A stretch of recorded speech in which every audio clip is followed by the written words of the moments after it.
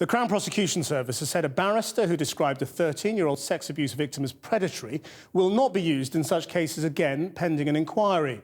The man engaged in a sex act with the girl, 41-year-old Neil Wilson, escaped a prison sentence after the prosecutor said it was forced upon him. The Prime Minister was among those who condemned the comments by Robert Collover, and the Attorney General's office said the Court of Appeal could be asked to rule on whether Wilson had received an unduly lenient sentence. Jane Dodge reports. Her identity remains hidden. We know she's a child, 3 years below the age of consent. Her abuser has pleaded guilty. Now the judge and the prosecution barrister in the case are in the dock for calling the 13-year-old predatory. The CPS themselves have said that this isn't appropriate. The Attorney General is going to look into the case, and we need a system that properly stands up for victims. That's what matters, and that's what's going to happen today. The abuse happened in Romford in Essex.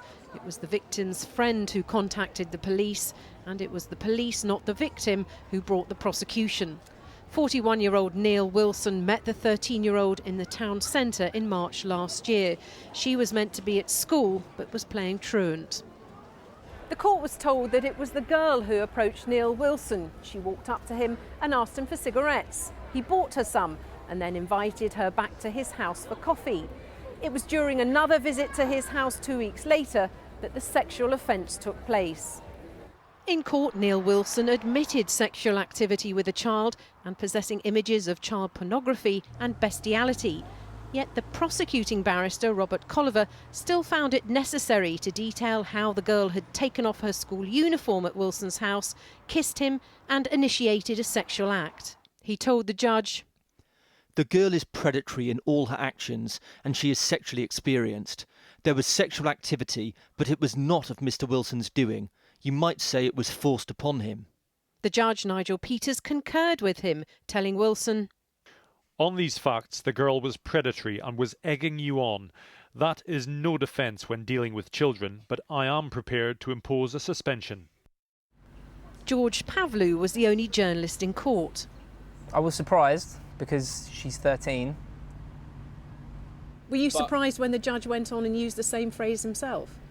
I was, because it was, well, I've never heard anything like that before, and especially of a 13-year-old. You know, you hear it of other people, of older people, but not of a child.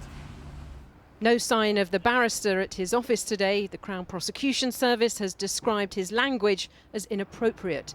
The Attorney General is now considering if Wilson's 8-month suspended sentence was too lenient. Time and again, in court cases up and down the country, you will see and you will hear that mitigation is put forward related to the conduct of the victims.